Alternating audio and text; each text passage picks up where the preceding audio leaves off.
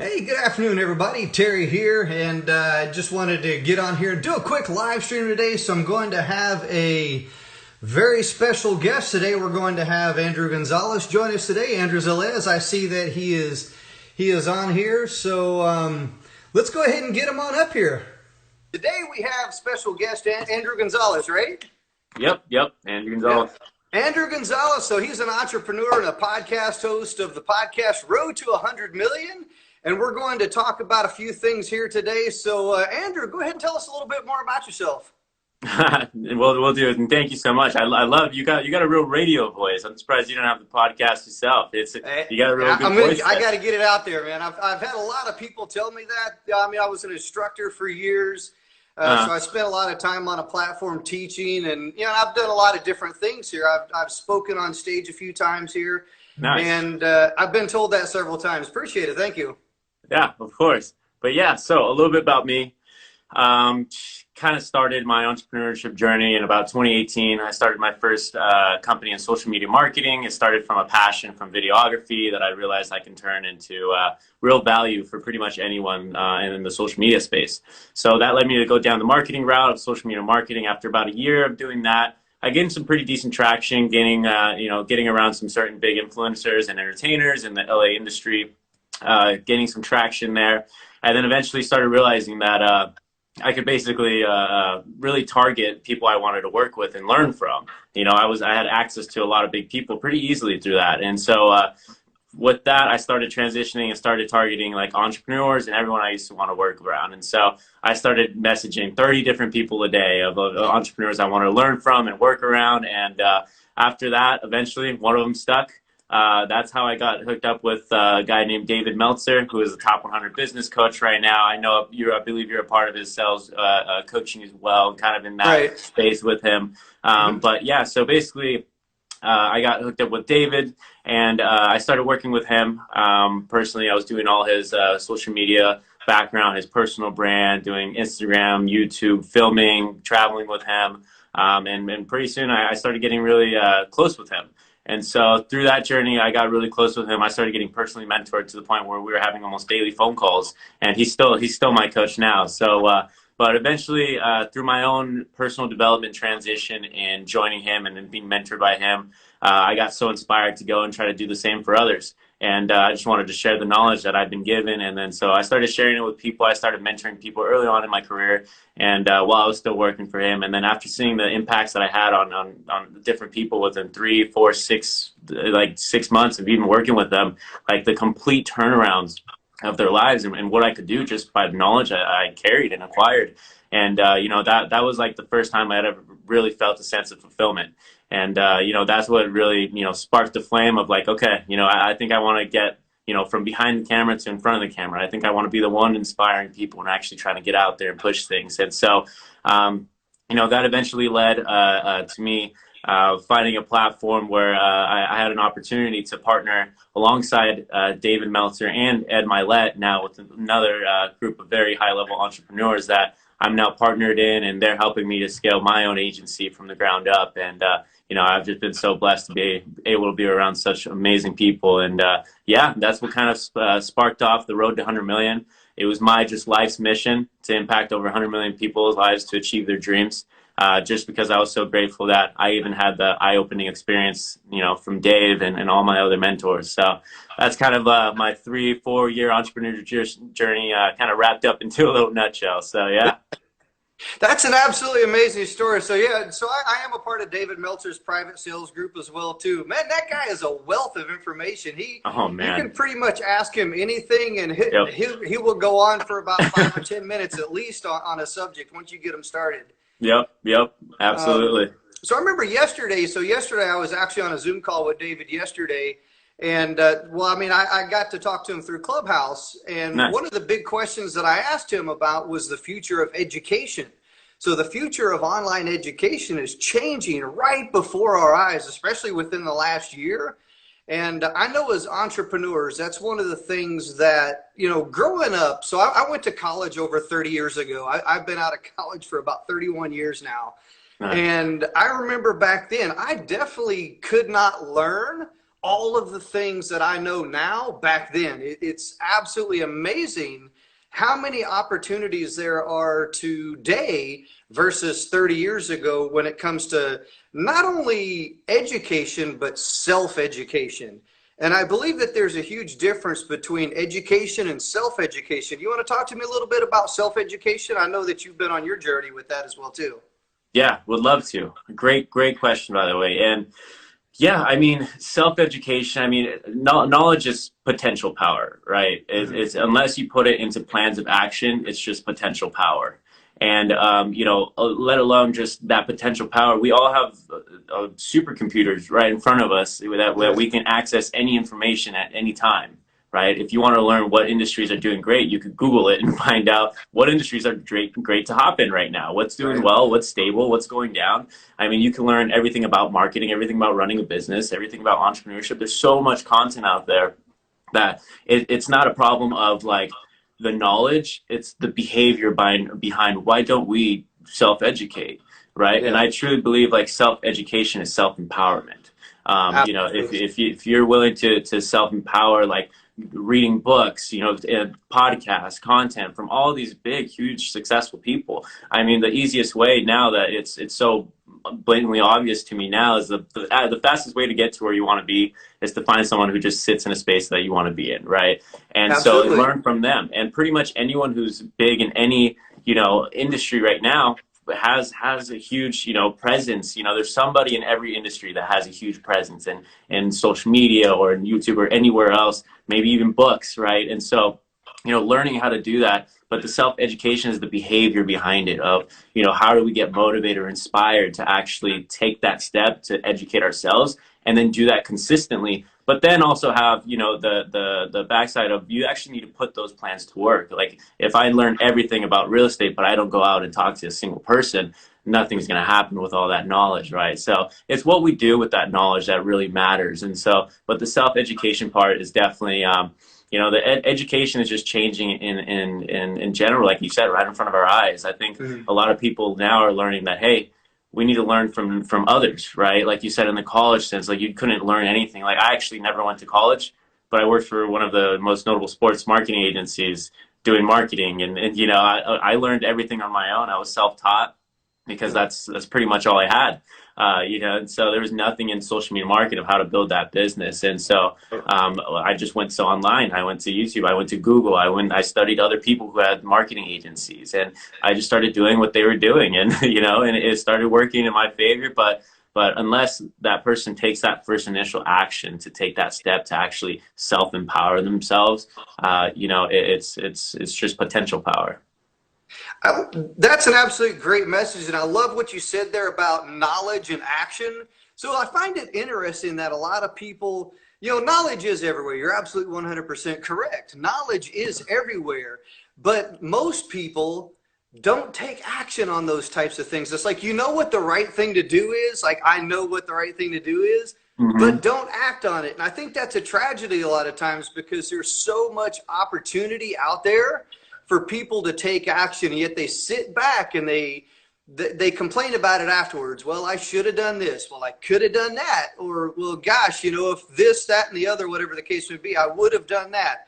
It's all these excuses or reasons or justifications on why they can or cannot do something. So for me, I know mindset is very important.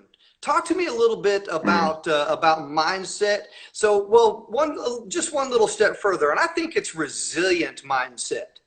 All right, especially within the last year, having a resilient mindset is very important, and it's essential to overcoming things like roadblocks, setbacks, failures, and even success. Because even a success mindset, believe it or not, can slow you down as well too. So how do you stay focused when things tend to get out of focus? Gotcha. Great question. Yeah. I mean, staying focused and staying resilient, it's just, it's focusing on the things you can control, right? And there's 4 things we really boil it down to: what we think, what we say, what we do, and what we believe. And so when we start to focus on things that are out of our control, that's where we start to have the stress, have the anxieties, have the fears, right? The scarcity. And we really, one of Dave's prime roles, daily actions, is to practice ending fear, which essentially is practicing ending ego, right? Ego, I used to think ego was just arrogance and, oh, some guy's kind of like an a-hole, right? But Yeah. now I realize, okay, it's a lot more. It's the stress, it's the fear, it's the guilt, the resentment, anxiety. Like it's everything along those lines of what our own egos tell us. Because when you're breaking down ego to an actual science, it's just a defense mechanism. If you're going through a car, a street light, and a car runs a red light, your ego is going to kick in because it's going to have you tense up. You're going to slam on the brakes. You're going to do whatever it is because your ego is thinking, oh my God, I'm in danger. But the ego Yeah. also acts in, that's primary, but secondary is what it's foreshadowing of what we're going to experience. Right? It's foreshadowing that time maybe he didn't take that leap or effort because they were scared of what others might have thought, right? Or they didn't want to tell anybody about their goals or dreams because they didn't want others to know that what if they didn't get them, right? And so the secondary ego comes into play and starts saying, but what if, but what if, but what if? And pretty soon you're like, okay, I don't even, like, now I'm just going to leave it. And then once you realize, like, I should have gone for it, now it's still playing a role in saying it's too late, right? And so understanding ego was a huge thing for me that David opened my eyes to, and understanding my own ego. It was just understanding my own triggers, understanding like what my own thoughts. Like I got really obsessed with metacognition, which is the awareness to thought and thought processes. And so now I see, okay, if something goes wrong in your day, what is your process? Does it start going, oh my God, everything's going wrong? And then, oh, this went wrong, and now you're looking at everything that's going wrong in that day? Because as soon as you're triggered by one thing that goes wrong in your day, your reticulator activating system is now aware of, okay, all the things that are going wrong. And then next thing you know, you have a terrible day because all you're doing is focused on the things that are going wrong. So one thing that David taught me how to do was, he calls it his stop, drop, and roll method, where he stops, right? As soon as he finds himself in ego, which is you have to identify, which is how you start getting good at it, because we're really good at lying to ourselves, right? So we have to first identify when ego is coming into play, right? And that's the stop, right? That's where he stops. He stops thinking, doesn't keep going down. It's like getting on the wrong freeway and then pressing on the gas and just going even faster down the wrong direction. That's kind of how the ego comes in and works in. Yeah. It's like if you had a car at the top of the hill in San Francisco, kind of teeter-tottering in the middle, as soon as it starts going off center, it just takes one finger to just get right back on center, right? In the initial. But what people do is allow that car to go down one side and let the ego continue to build up, and they're standing at the bottom of the hill, and the car just runs them over, after the whole day of just the ego. So what I try to do, especially for some of my mentees right now, they have the same exact problem, was, okay, what is your process of when things go wrong?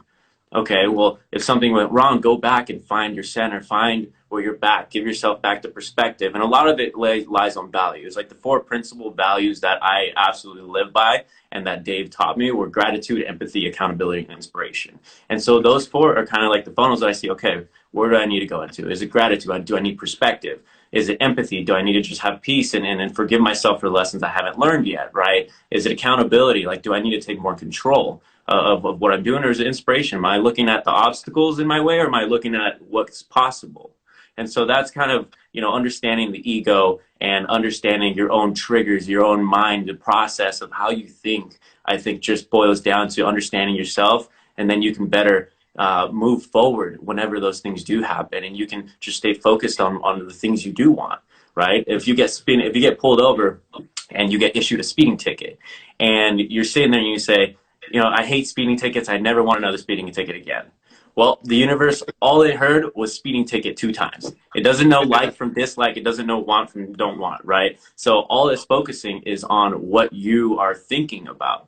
So what I tell a lot of my mentees is make sure you're always thinking about what you want, right? Not the obstacles and the voids and the shortages, but the possibilities that lie in front of you and the opportunities and how vast everything is.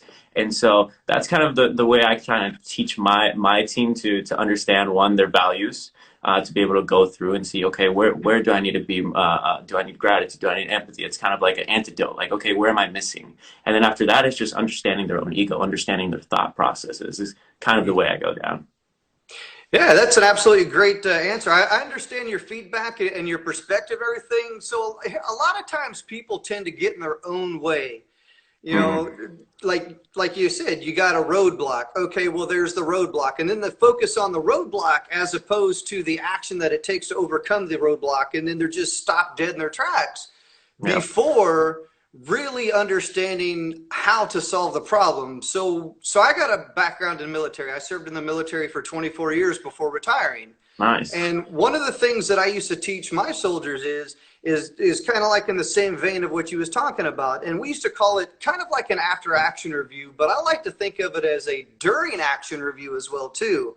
And quite often we tend to forget about that during action review. All right, what happened? You know, what's the roadblock? What's in my way? Hmm. What was supposed to happen before the roadblock got there? What have you? What did happen?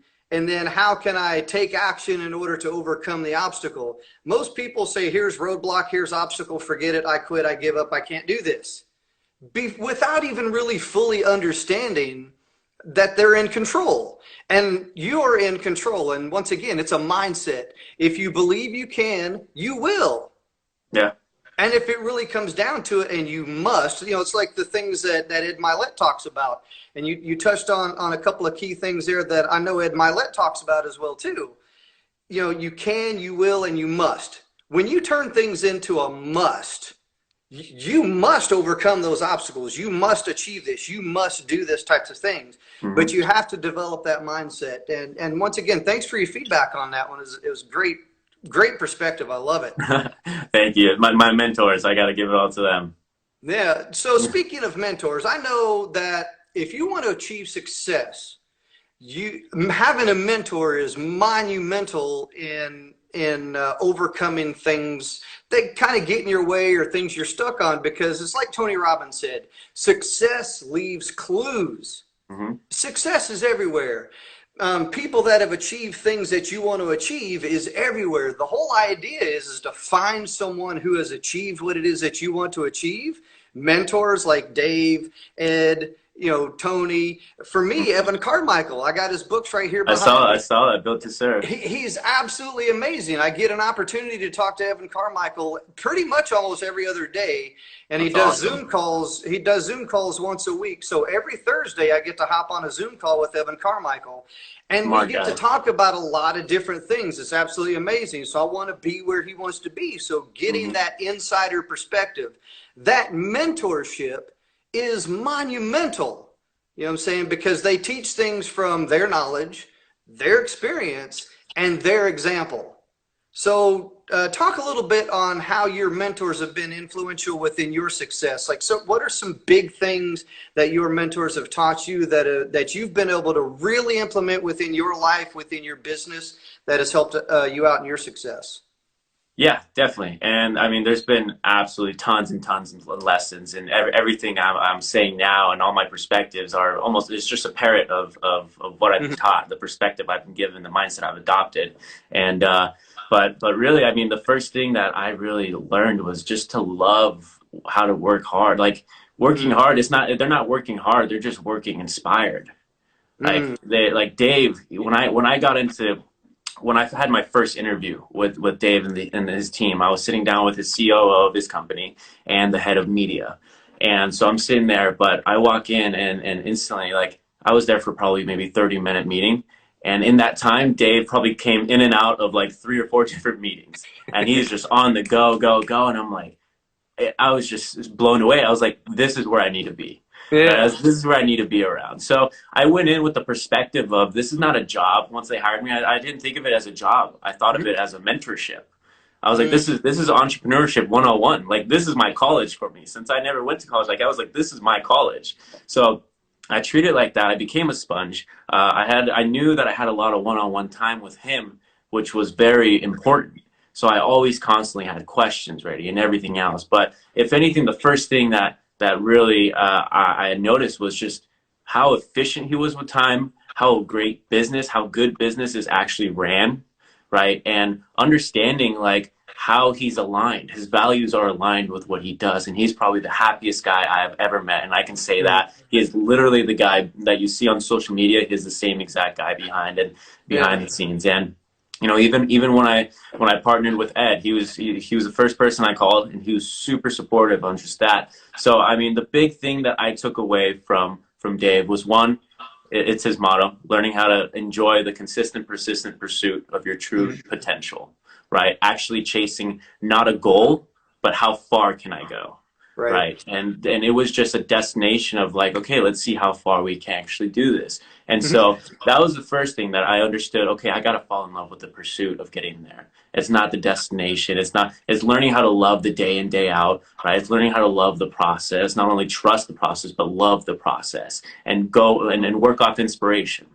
Right. He separates inspiration, motivation. Motivation is like a gas powered car versus a solar powered car. And inspiration, if you're inspired, it doesn't run out. It can be sustainable. I can do this 7 days a week where I'm talking and I get on a call with somebody like you and I'm just revamped up and I'm inspired and I can go for the next 8, 10 hours just because I had an amazing call with someone like you. Right. And Yeah. so, if anything, he taught me how to really, truly connect to my inspiration, how to work inspired, not hard, how to work happy, right? And then Mhm. from there, learning how to be a leader, true leadership qualities.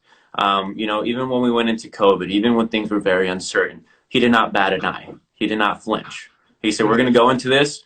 He's like, "We're going to make more money, help more people, and have more fun than ever." He's like, "We're going to come out of this better than we're going in."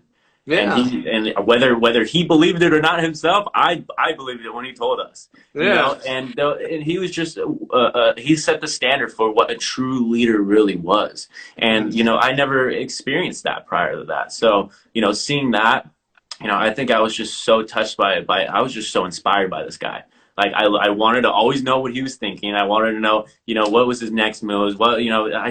I wanted to learn and get inside this guy's brain because I just knew he was so intelligent and just a wealth of knowledge, like you said. And he was just a model figure. He led by example and he led from the front.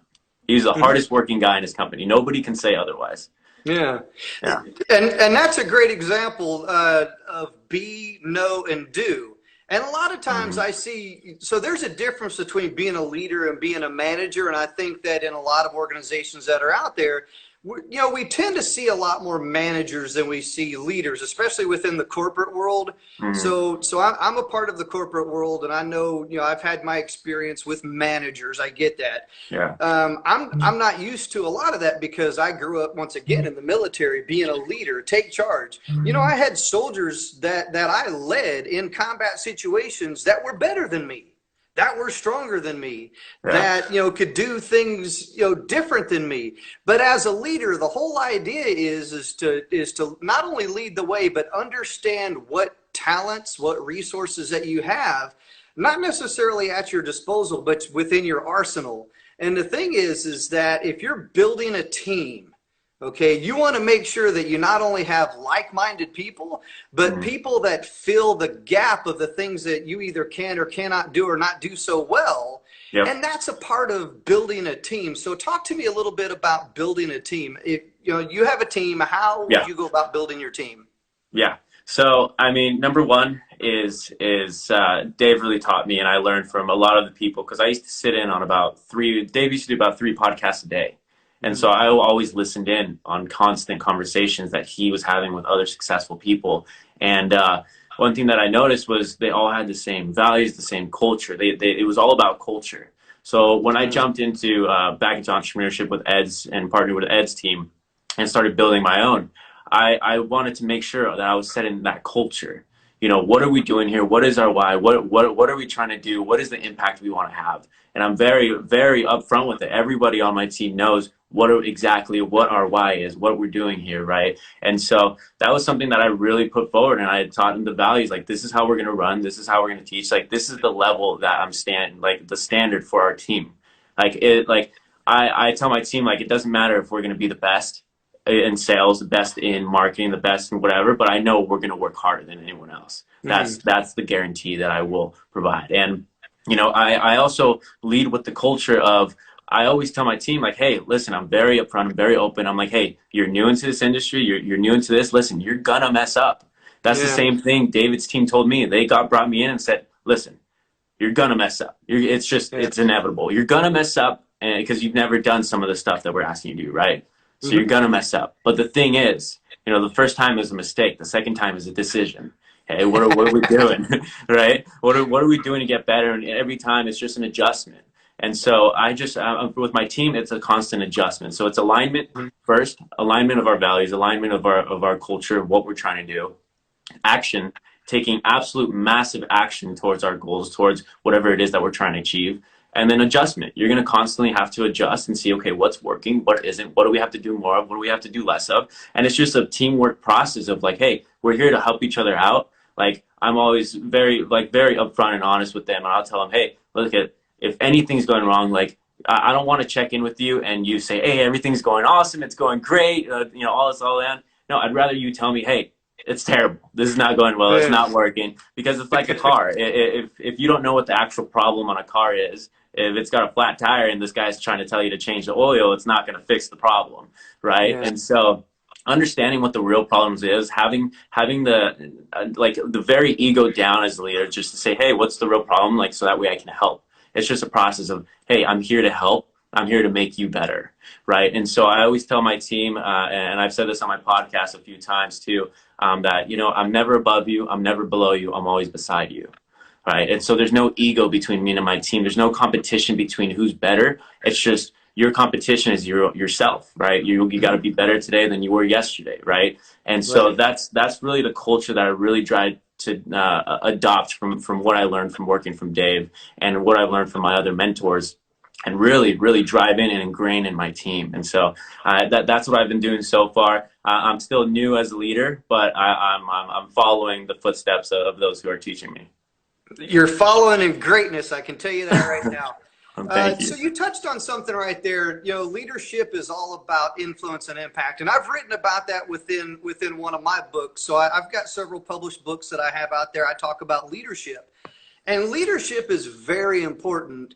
And for me, it's all about influence and impact. So you talked about being right there with your team, not above your team, not, below your team, but right there with your team. And that's very important. That's very influential and impactful, because I've seen leaders they don't have that mindset. They're not with their team. They're in an office somewhere, or we're all dispersed somewhere, because like right now, we're all kind of dispersed. I've been working at home for about the last year. I think I've seen my team maybe, 5 times within the last year. So I know being apart can have an influence and an impact on companies, businesses, teams. So speak on this right here. How important is it to share not only the victories, but the struggles within a team? Yeah. So Dave had a thing he used to do where at the end of the year, somebody would come up and basically share, everyone would share like what was the biggest mistake and what was the cost to the company, right? What happened?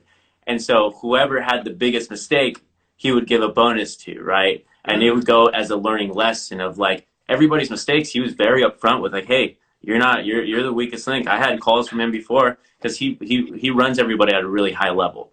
Right. So he's like, there's one time where he called and it was right in the beginning of COVID, and we started working remotely. Right. And so I'm distracted by everything going on in the world. So my productivity is falling. I'm not super focused. And he calls me and he's like, hey, you right now you're the weakest link. Like, you have to get on the ball. Like, he has a very small team. It's a tight team of about 8 people. When I was with him, I was one of the 8.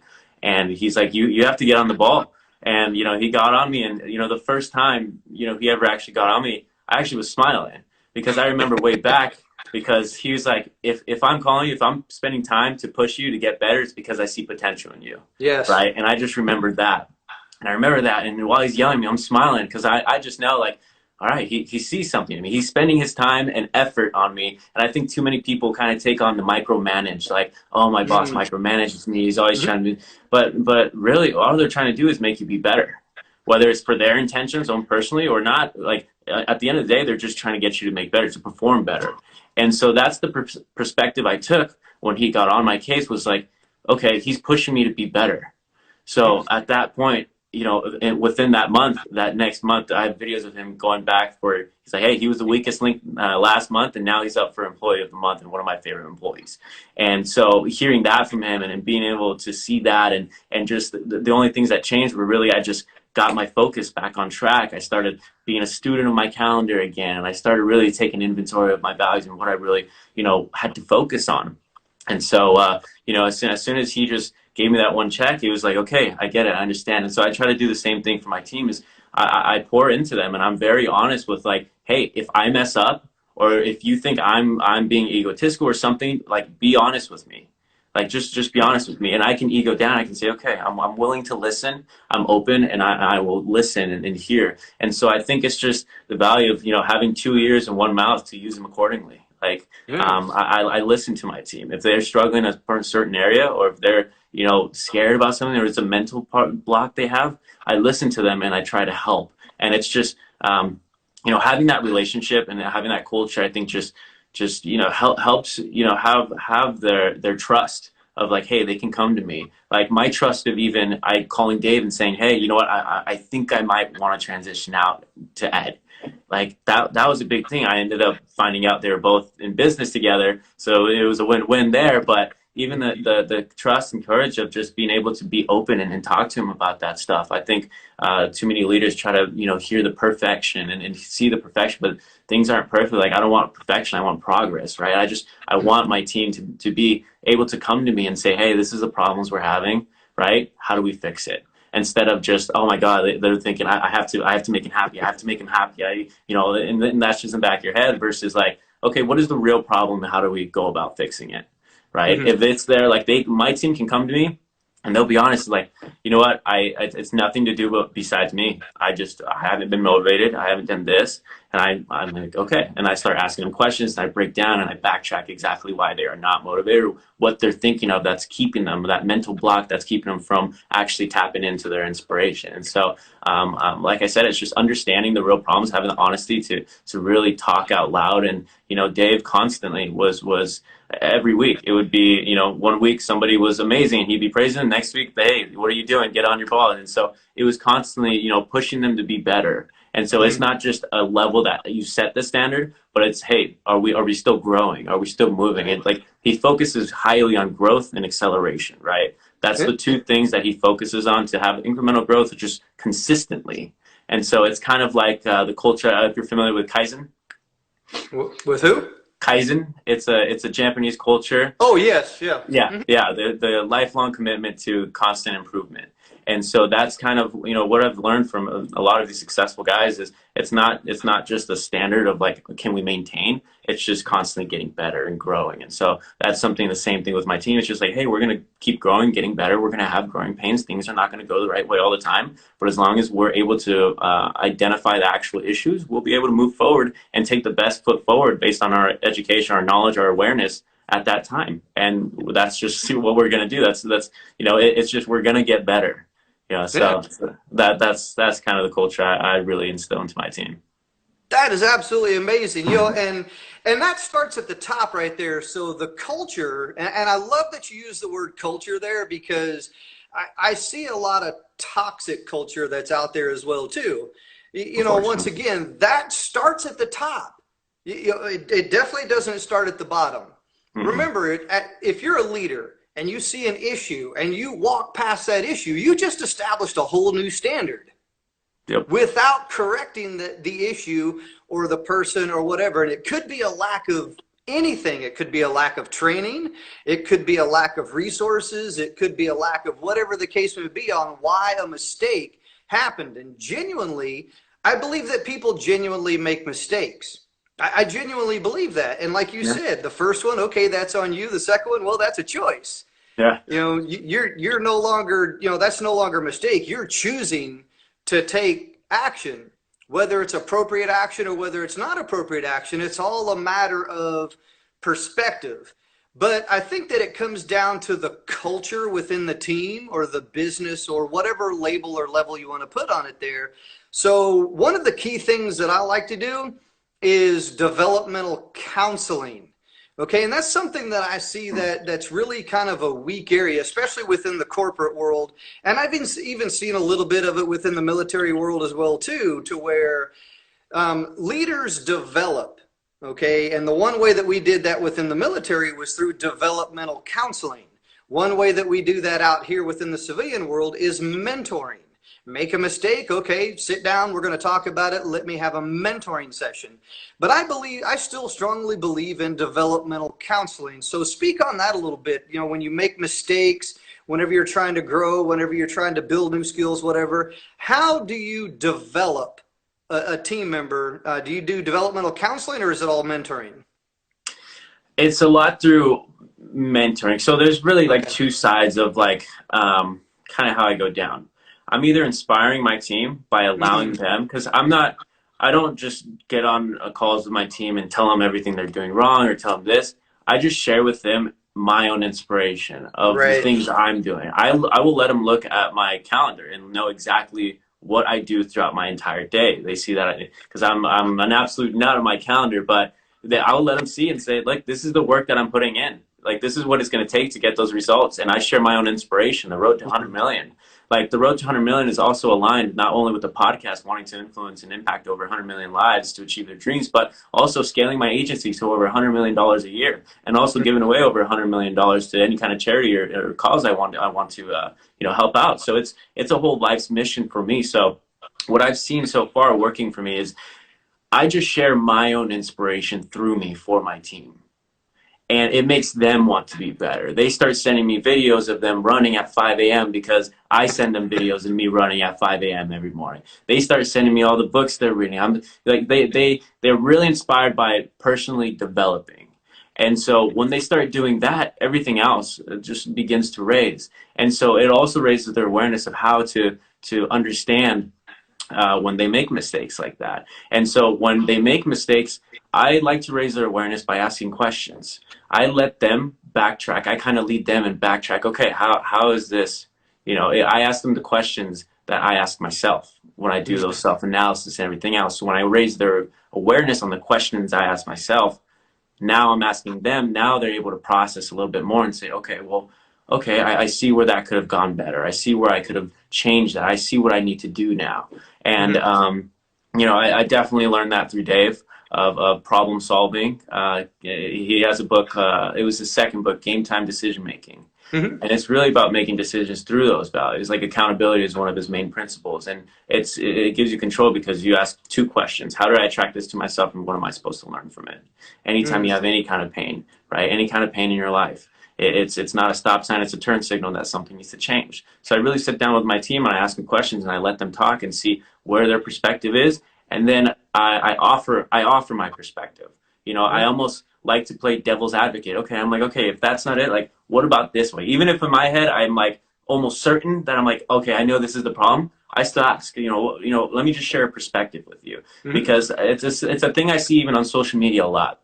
There's some people who are big in personal development, mindset development, and I see them on social media, still telling other people, like, hey, you're wrong. Like, if somebody doesn't agree with it, they're like, hey, you're wrong, or this or that. And I'm like, it still doesn't change anything to tell other people they're thinking the wrong way. Even if you think or know, like, you're learning from the right people, it's still a sense of ego and saying, hey, you're thinking wrong, or whatever it is. But it's more so planting seeds. Seeds under trees you'll never sit under, right? And that's something I learned from Dave as well. It's just planting seeds of my own inspiration, planting seeds of my own perspective. The perspective I just share, right? Like, I like your perspective, but look, I totally appreciate, thank you for your perspective. But this is the way, like, I think. And it's not a thing of, like, we don't have to agree or disagree. We're able to share perspectives and gain different viewing points from everyone's perspective. And that's what I think. It's just really open-mindedness to, hey, if a guy tells me, oh, I can't do this because I just can't, right? I'm like, well, why can't you? Oh, I'm like, I'm just not good at this. I'm like, are you not good at it, or you just say you're not good at it? I'm like, well, have you ever done this before? Well, no. And then, okay, well, how are you going to be good at something you've never done before, right? And so it's just, I kind of ask them questions and kind of give them a different perspective to look at. And then from there, I think they do their own self-correcting. And I think just consistently lighting up the candles, right? I think sharing my own inspiration, because my mentors are constantly making me to light up my own candle, and I just let it allow it to come through me, and I consistently just help my team, pour into my team, pour belief into them, let them know that I truly care and I truly want to help them accomplish their dreams. And it's all possible, right? We're in the perfect place at the perfect time. And it just, I help them through that, and I help them to understand the different frameworks and perspectives behind being able to get past those roadblocks. And I think, I think that's just the best way to go about those things. That's awesome. Yeah, it's like what you said earlier. When I get on to members of my team, I was like, look, I'm not getting on to you. I'm not correcting you. I'm correcting the action.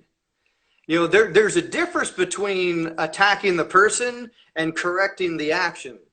And I think that a lot of times people tend to get that twisted a little bit, because they think, oh, you're getting on to me, you don't like me, or you don't, whatever the case may be. And I always try to tell people, I said, it's the action that I'm really getting onto. It's the action that I'm making a correction on. It's like what I said earlier, if you don't correct the action, then you're walking past something that is a mistake. You're basically setting a new standard, and then people will say, okay, well, this is okay to do. I can do this. Yep. I can get away with this. You know what I'm saying? Yep. So, and then it'll trickle down.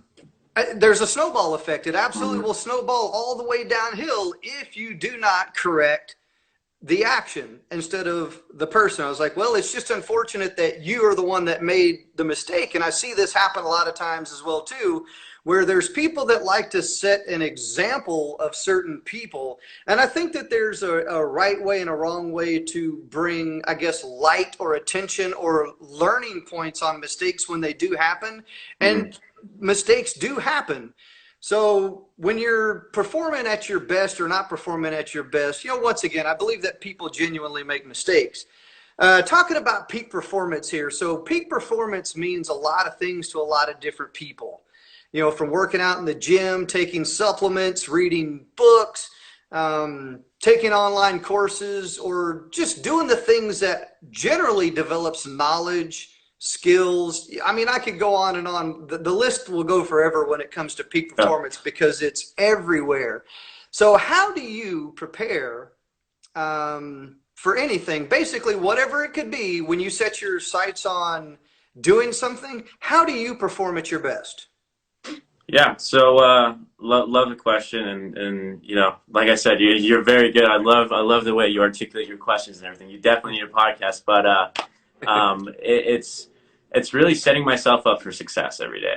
It started with my morning routine. Started with waking up early. I had a 10 non-negotiable, or I had 10 morning routines for my normal routine, but really non-negotiables. I have to meditate, I have to read, and I have to work out every day. Last year, when I went through kind of my whole transition, was through COVID, and I kind of just took that time. It was the perfect time to just kind of take that time to myself and not have to, give time to anything. I was able to just focus on myself for almost that whole year. And last year I was able, just because of my morning habits and those incremental results, I was able to add up to, over 100 hours of meditation, over 12, 13 books that I read last year, 200 miles that I ran. It was just the incremental results of the daily habits. I'm sure you're familiar with Atomic Habits by James Clear. You Absolutely. are your habits. Well, you can't see it, but I got the book right over here to the left of me. I knew you would know it, but it's like that's what I started really paying attention to. What are my daily habits? What are my daily routines? I really started raising my awareness to, now it's like I don't touch my phone for the first 2 hours that I'm awake. I make sure I wake up early. I go to sleep. I have, as far as kind of how it all ties in is Dave, taught me to be a student of my calendar. There's three things I need to be able to understand. It's the things I have planned, all the activities in person, via email, Instagram, social media, anything. It's the things I have not planned, right? The white space in your calendar, and your sleep. Sleep was a big one. It's one of the most common, habits that we all share, yet nobody pays hardly any attention to it. I have a really strict wind down routine prior to sleep, and I go to, and so when I go to sleep and wake up at the same time every day, it puts me, into that mode where I don't even need an alarm a lot of the times. I'll wake up, a couple minutes before my alarm because I'm set in that routine. And I do that all the time. Yeah. I love it because I was always kind of weird. I was like, how am I just waking up perfectly 5 minutes? It was always like 5 minutes prior, and so it was just it was routines, it was habit, it was consistency. But they put me in that peak state every day. I'm making sure I'm feeling my mental, physical, spiritual, emotional, mental health first, right? Before I start getting into business. I cannot touch my business. I cannot touch my phone. I cannot do anything else until my non-negotiables are done. And so that was a big thing that I set that standard for myself of this is what I have to do. I even got to the point where I started tracking my habits every single day because I want to know actually how many times am I doing this? How many times am I consistent? I'm not just feeling, oh, I think I did good this week. Like, no, I know exactly that I hit every single non-negotiables, 6 days this week. I 6 out of 7 so far. And so those put me in that mental peak state to be able to then execute on my calendar.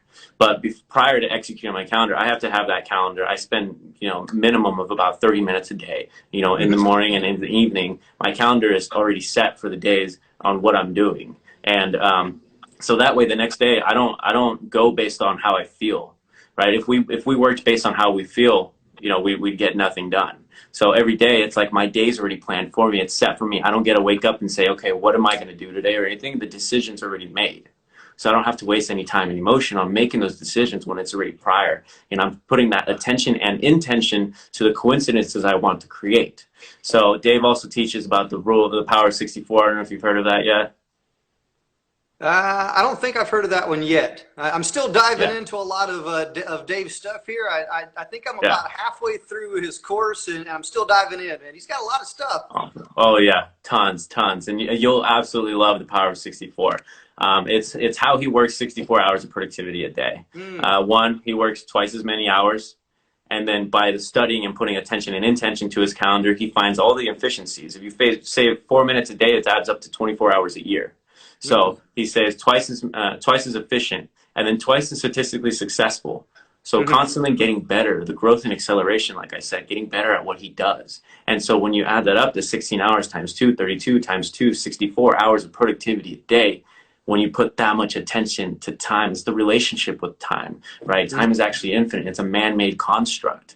So when you change that, relationship to time, and it's amazing what you can do and what you can accomplish. Everyone thinks they can do so much more in a year than they think they can do in a week, right? And so it's when you change that time. And there's another guy who taught me how to work a 4 week or a 12-week year, where each quarter breaks down into a year, kind of like if each week was a month.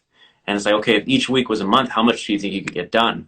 And you start to look at it and you start to realize, okay, what's the 20% of the activity that produces the 80% of the results, the 80-20 rule?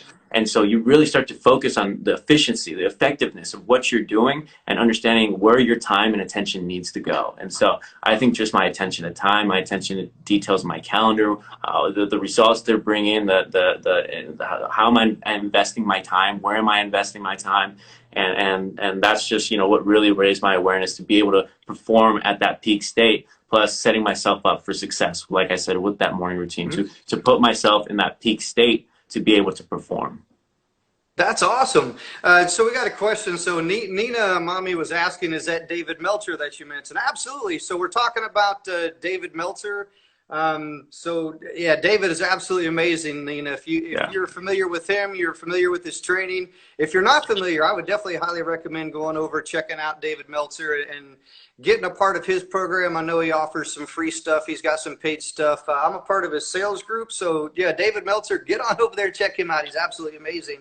So I like the way that you talk about being a student of the calendar. I know that's something that David talks about as well too, but I think it goes a little bit deeper than that. I think that in order to be successful, not only a student of your calendar, but a student of yourself, and more importantly, a student of your action or your tendencies to take action or not take action. Mm-hmm. And I strongly believe that's what it comes down to. So the thing is that when given a choice to do what is right, you're either going to take action or you're not going to take action. And if you're not a student of yourself and knowing what your tendencies are, you will buckle under the pressure and not take action if you're not aware of what your tendencies are. Yeah. So I think that's huge.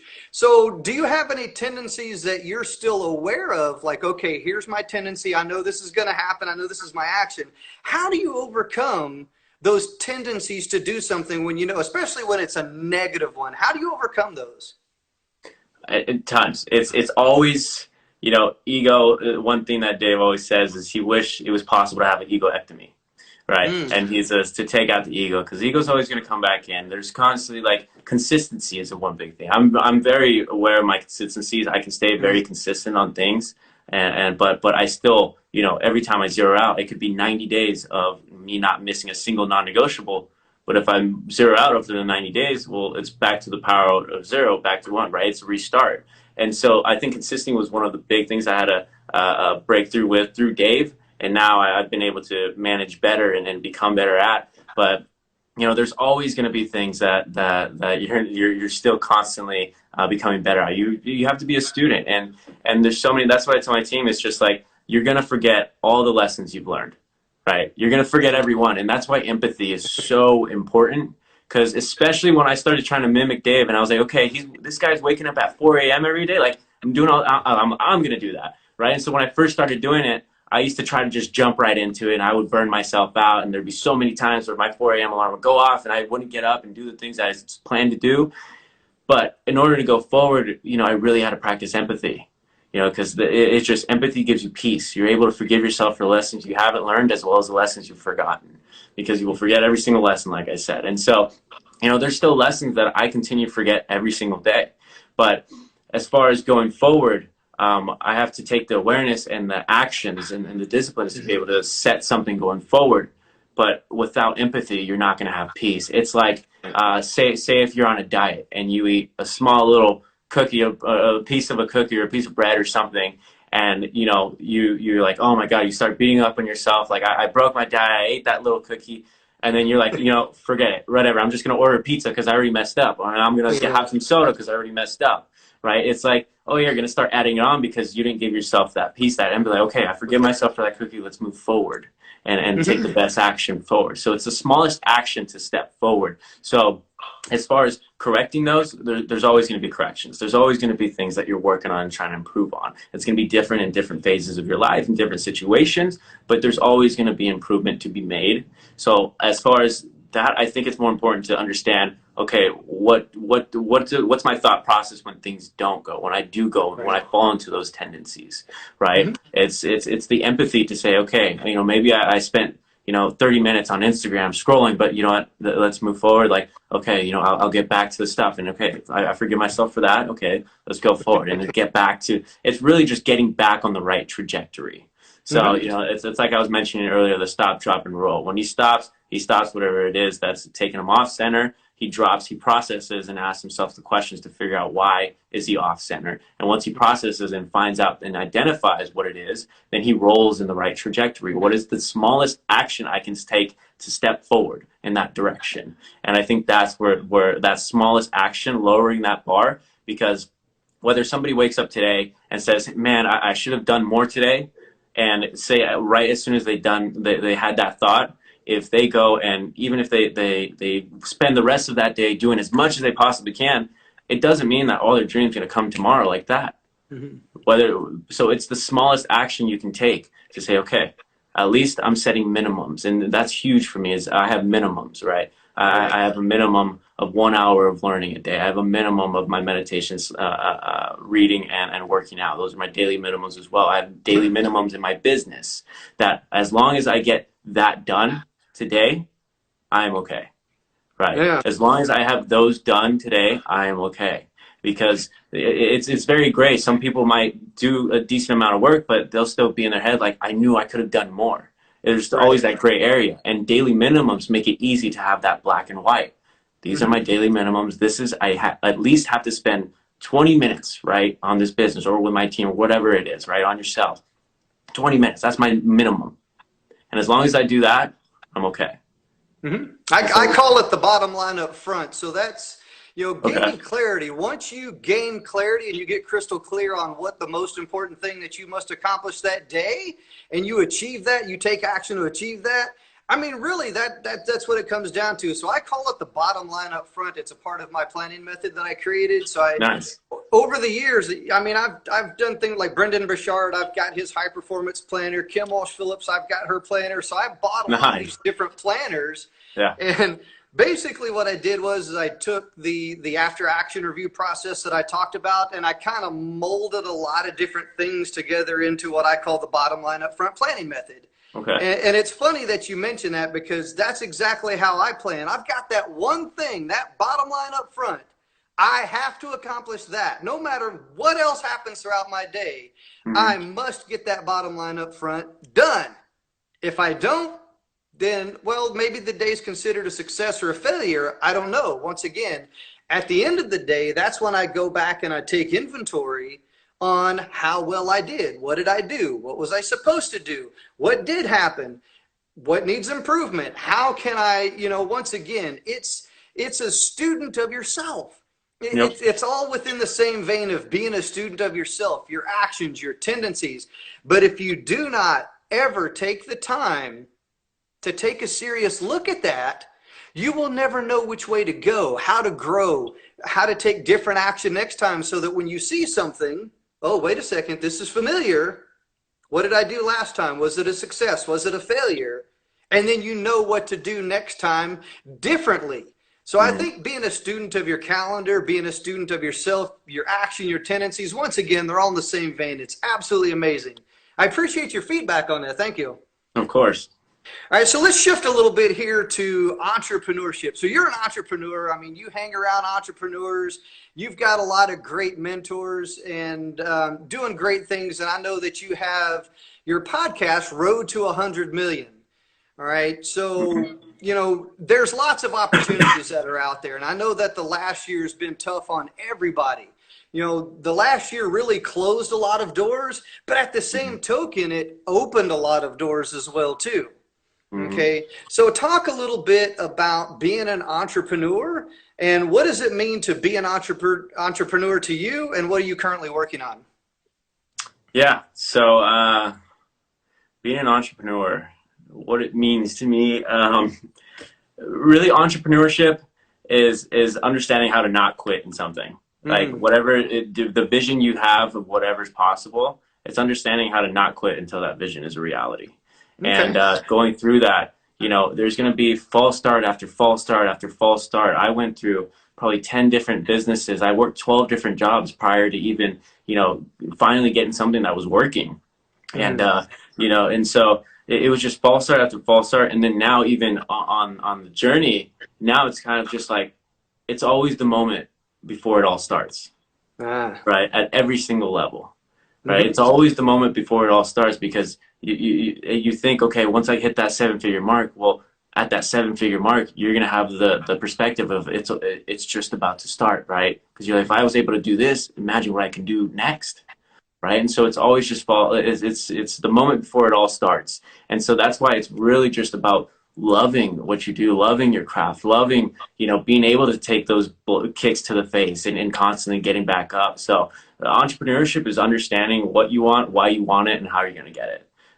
Very, very plain and simple. And it's something that, true entrepreneurship, I think, or that I've learned from my mentors, is just, the guys who are actually trying to have an impact, like literally just having an impact. Like Dave's mission is to empower over 1 billion people to be happy. Like who has goals like that? Like, mine is like just a spin-off of that, or the Road to 100 Million.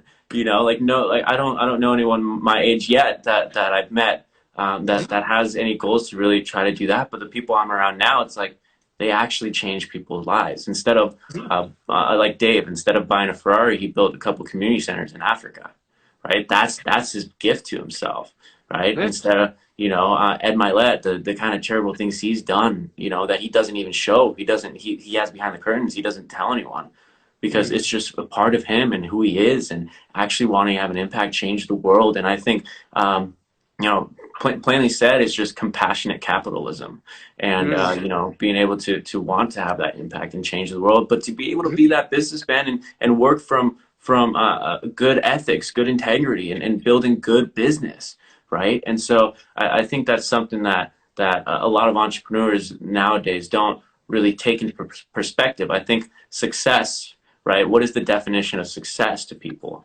And for me, before, it was just financial success. That's kind of Yeah. what you looked at. Like, I didn't care what they did, but if they made a lot of money, I want to learn what they were doing, you know? And so, once I got around Dave, I'm like, wow, this guy has success in not only financially, but in every area of his life. And I Right. think so entrepreneurship is almost a way of a perspective of taking life of like, I want to improve in every area. I want to be successful in all areas of my life.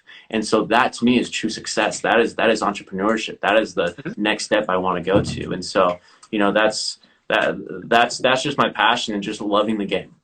It's a game. It's loving and enjoying that game and getting better at it and better in whatever business or pursuit it is, and learning that there's going to be a lot of struggles along the way. Like I have the perspective of like, yeah, I'm probably going to take a lot more kicks in the face. I'm really young, so I'm sure there's going to be a lot more things that come my way that I'm not expecting, right? Right. But expect or prepare for the worst, but expect the best, right? And so that's constantly where I stay, and it's just it's a enjoyment of that pursuit. Having money, it's great. Having money is awesome, but what you do with it is even better. So a lot of times people are just after just the physical sake of money. It's interesting. I got into probably about a 30-minute conversation with my 12-year-old son today about money. And I was telling him about all these different things and the concept and the history of it and this, that, and the other. I mean, a lot of it went completely over his head. I know most of it did, for 12 years old. But I was trying to explain to him, like, okay, the history of money and, like, bartering and how it was in the olden days, before money was a thing and this, that, and the other. So I absolutely get it. So I know that, unfortunately out there within the entrepreneur world, there's a lot of toxic entrepreneurs as well too, that they take the money and run with it and do different things. But I think it's a matter of what you do with the money that you have that really sets yourself apart from the rest of the pack. In today's digital world, social proof type world, okay, there's a right way and a wrong way in which to go about taking your money and setting the example for others to emulate. And you have some absolutely great mentors that you're emulating after. So how do you see yourself as a mentor that, other people would emulate what you're doing? Because a lot of young entrepreneurs are like all about, partying, and I got to get the girls and the Lamborghinis and I got to do this, that, and the other. So share us a little bit about your thoughts, or touch on that a little bit about being an entrepreneur, taking the money and what you do with it versus, the young mindset of partying and girls and this, that, and the other. Yeah. So, I mean, I can relate. Like after high school, I probably spent 4 to 6 years of just partying. I had a bunch of friends in colleges. I literally just spent my life through working different jobs, odd jobs here and there. Like, it's just I lived for my weekends, right? I spent more time planning my weekends than I did planning my life. It was just it was a priorities. It was a priority management problem. Like I didn't have my priorities straight. I didn't have my values, because one thing that Dave really broke down was, your 4 daily values. What are those daily values you're taking inventory of every day? And it's personal, experiential, giving, and receiving. What are my personal goals? What are my personal values? What's personal to me? Relationships, health, right?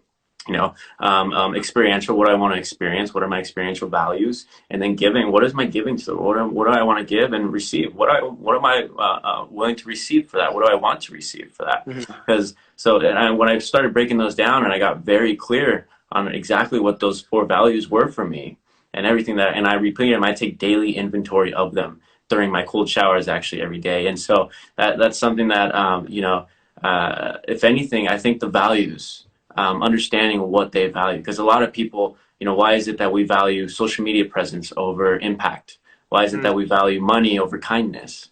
Why is it that we value the stigma of looking rich, and looking like that? Like a lot of people just want to buy those things to impress people they don't even like.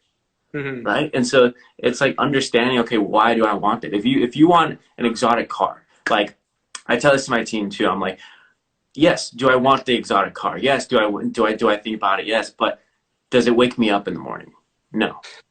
For me, it's something I want to have an option, right? Ed obviously has, the private jets, the multiple beautiful houses, right? So it's a thing of like, do I want those to be an option? Yes, I do. But is it the reason why I wake up every morning? Is it the reason why I moved every morning to be the best that I can be? No, because it's understanding those whys. Because once they get those, once you get the Ferrari, if that's all you're dreaming, that's all you care about. Once you get it, what's going to keep you moving, right? Ed is one of the 50 wealthiest under 50 in the entire world. But I know for a fact he also still works harder than 90% of the world. Like he could stop today and his family's family will be okay, right? Yeah. They will be taken care of. But why is it that he still works harder than half the people on this planet, like that say they want those things? Say like, because he has his other reasons. He has his why. He wants the impact that he wants to have. At this point, he knows whether it's 40 million or 40 billion. He can have a huge change in the world and impact. Like the amount of things you could do with $40 billion to the world is incredible, right? And so for him, it's not even okay. He's like, I've done enough or anything else. It's how much more can I do, right? It's wise. It's not a destination going for. It's seeing how much can he do. And he always says, by the end of his life, he wants to look in the mirror and see, that guy that was his potential of what he could be, right? And he I love that story. Great story. He wants to be a direct reflection of that. Yeah. It's interesting you say that. So I know once you find your purpose, you'll find your passion, and it's so much bigger than that. You know what I'm saying? It's like what I said, your understanding of money and what it can do for you, it goes deeper. It really does. So your podcast, let's talk about your podcast, Road to 100 Million. Tell me a little bit about that. Yeah. Well, essentially, it's my life's mission to impact over 100 million lives to achieve their dreams. And, on the podcast, I speak of things on peak performance, entrepreneurship, personal development, everything I'm sharing right now with you. And it's just, I want to possibly be a light for people. And I know if I'm just consistent, I understand that, like the podcast for me isn't a path to revenue. It isn't anything on of like, I want to be a famous podcaster. Like I'm building my agency, my business with Ed and Dave and all the guys. But the podcast is like my giving to the world, right? That's what I give. And I don't look for anything. If anything, in the next 15, 20 years of building that podcast, if I eventually sell it, to Spotify, if I can grow it to 100 million, I have $100 million to give away now. Right. And it would just all align with that thing. And so, and it was just, that's my giving to the world, is that podcast. I spend my time, and it's a part of my purpose of what I'm trying to do for people. I'm trying to help people through these things, especially during these tough times that people's, like you said, doors close and a lot of things change and people's paths change. And I know I've had my path change multiple times, and every time it's almost like, wow, I'm back at square one. I know how it feels. And so if I can just be that possible person to say, hey, look at this guy. And I love sharing the journey too. Because for me, I don't feel like I'm anywhere near success or the potential that I have, right? I'm still early. I'm still very young. I'm learning from the guys. But for me, it's like, I want to show that. Like, imagine if you could scroll down Steve Jobs' Instagram and see, him posting with Wozniak in the garage and them actually working on things back when nobody believed in it.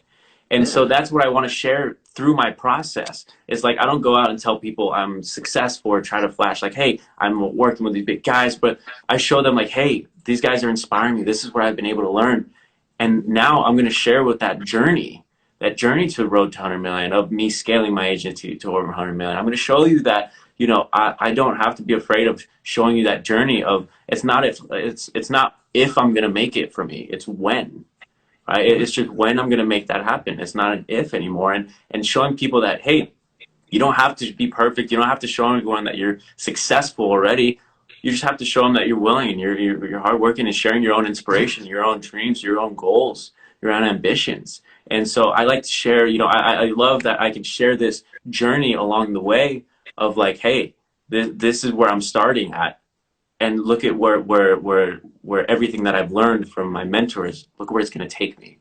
And I want to be able to show them, hey, look, I was thinking and believing and knew all these things were going to happen before they ever happened, right? And to show them that if they can put themselves in the same and adopt the same mindset, them too can achieve whatever it is they want to. If you see it, you can do it, and if you can do it, you need to take action on it. So I love you sharing your journey with us today, and I strongly believe that as well too. So I know success. So I got a kind of a mindset on success. I think that honestly, I believe that success is too singular of a word to achieve.